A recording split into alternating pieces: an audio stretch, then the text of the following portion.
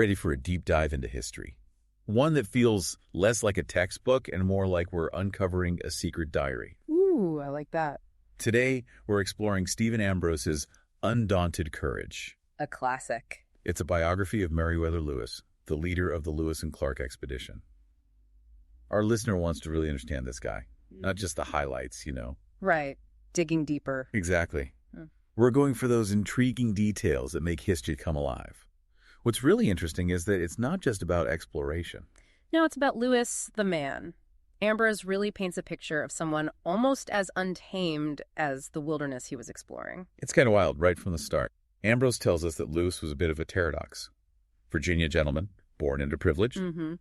But then he had this rebellious streak, a duel, a court-martial. He didn't exactly fit the mold. And yet those qualities, the ones that clashed with military discipline, are exactly what drew Thomas Jefferson to him, Oh, absolutely. Jefferson needed someone bold, resourceful, maybe even a little reckless to lead this crazy expedition into the vast unknown of the American West. The West was a whole other world back then.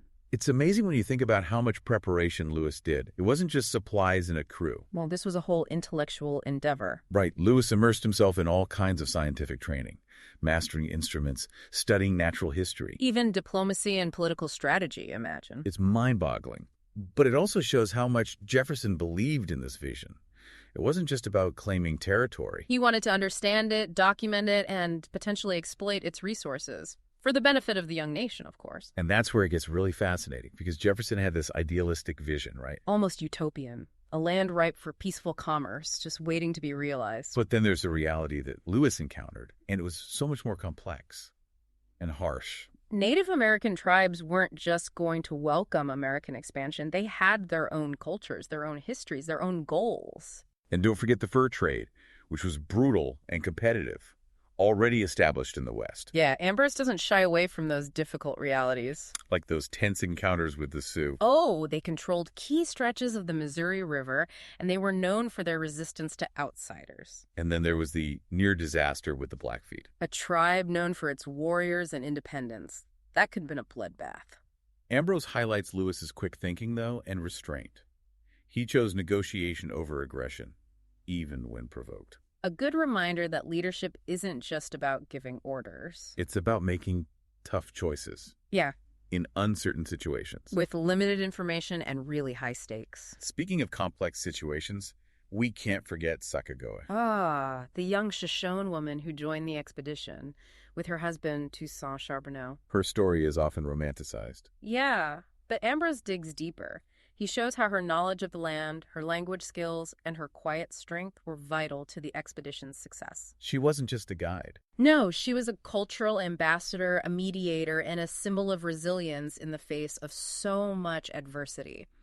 Sacagawea's story really reminds us that the expedition wasn't just about Lewis and Clark. It was a whole group effort. So many people, both Native American and European, who shaped how things went. And Ambrose is so good at weaving all those individual stories into the bigger picture. Like we meet George Driard, the seasoned frontiersman. Whose skills were essential. Hunting, interpreting, knowing the wilderness. They needed him to survive. Absolutely. And then there's York. William Clark's enslaved servant. His presence was really interesting. Sometimes he actually helped ease tensions with Native American tribes. Some tribes had never seen a black man before. Really makes you think about the social dynamics back then. It was a different world, but all of these men from all walks of life. Each with their own reason for joining such a dangerous trip. Some wanted adventure, some wanted a fresh start. Maybe even running from something back east. Whatever their reasons, all their experiences, their stories, they all become part of the expedition. Ambrose is a master at bringing those threads to light. It's a grand narrative, but built on the backs of ordinary men. Facing extraordinary challenges. And Ambrose doesn't sugarcoat it. The hardships they faced were immense. Hunger, disease, crazy weather. Constant danger from wildlife and hostile tribes. Imagine it. Sub-zero temperatures, running out of food, navigating rivers no one had mapped. All while carrying tons of equipment, specimens, and those precious journals. It's incredible they made it. Shows their resilience. And determination. And through it all, they never forgot their scientific mission. This wasn't just exploration for the sake of it. They were naturalists, carefully documenting everything. Jefferson gave them incredibly detailed instructions. Plants, animals, mapping the terrain, weather patterns. Even Native American customs and languages. Lewis, especially, seemed to love the scientific challenge.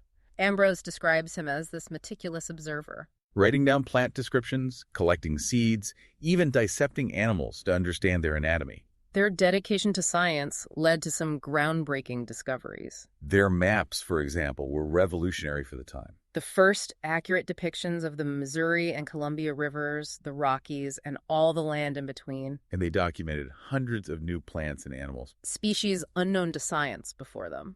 The grizzly bear, the mountain goat, the western tanager. Specimens, drawings, detailed descriptions, a treasure trove of information. And they learned so much about Native American cultures. Languages, customs, social structures, political alliances. It was vital information, even if it ended up being misused later. It's a mixed legacy, to be sure. The expedition expanded our knowledge of the West, fueled scientific discovery, and opened up new possibilities for trade and settlement. But it also paved the way for the displacement of Native American tribes, a dark chapter in our history. It's bittersweet. But for Lewis and Clark, in that moment, they were focused on survival, discovery, and completing their mission. And they did it with remarkable courage, ingenuity, and that unyielding determination to record everything they saw. And let's not forget, their journey wasn't just about going west. No, they explored vast stretches of the Louisiana Purchase. It doubled the size of the United States. Uncharted territory for Americans back then. Jefferson buying Louisiana from France in 1803 was a pivotal moment. And Lewis and Clark's expedition was really the first step in claiming and understanding this huge new land. They explored the Missouri and Columbia rivers, all their tributaries. Mapping areas that were completely unknown to Americans. True pioneers, pushing the boundaries of what was known. And their maps, their journals, they laid the foundation for westward expansion. Which would change the destiny of the nation. But of course, as we've said, expansion came at a cost. It always does. Lewis and Clark were told to build peaceful relationships with the tribes they encountered to promote trade. To let them know they were now citizens of the United States. But those good intentions didn't always match up with reality. The arrival of American explorers and traders, even those with good intentions, always disrupted Native American life. Ambrose shows us that even though they tried to be diplomatic, Lewis and Clark's presence often caused conflict. Tribes started competing for access to trade goods, new technologies, and resources that were becoming scarce. It's a reminder that even well-intentioned journeys can have terrible, unintended consequences. And it shows how important it is to understand history, not just as a story of progress, but also a story of how people interact, with all the complications and contradictions that come with that. So we've talked about their journey east, the challenges they faced, the amazing things they found, and those complex relationships with the Native American tribes. But what about their ultimate goal, the Pacific Ocean? Reaching the Pacific, that was a huge moment. A real triumph. But as Ambrose points out, it wasn't the end of their troubles. Oh, not at all. The trip back was just as dangerous, maybe even more so. Really? Why is that? Well, they were low on supplies, the tribes were shifting alliances, and the seasons were changing. Winter in the Rockies is no joke. They had to get over those mountains before the snow trapped them. Exactly, and they weren't just worried about getting themselves back. They had all those journals, specimens, maps. A precious cargo. Imagine the weight of those discoveries, both literally and figuratively. Plus, they were exhausted. Tensions probably running high. Yeah. And the realization that going home was going to be just as hard as going out. Absolutely. Ambrose introduces us to another fascinating character around this time, John Colter. Oh, yeah. Tell us about him. One of their most skilled hunters and frontiersmen.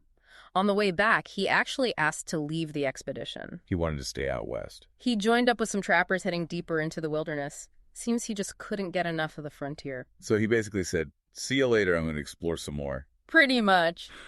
And his story gets even wilder. Colter ended up exploring the Yellowstone region, one of the first white men to see those geysers and hot springs. Wow, that's incredible. At first, people didn't believe his stories about this strange landscape, thought he was making it up.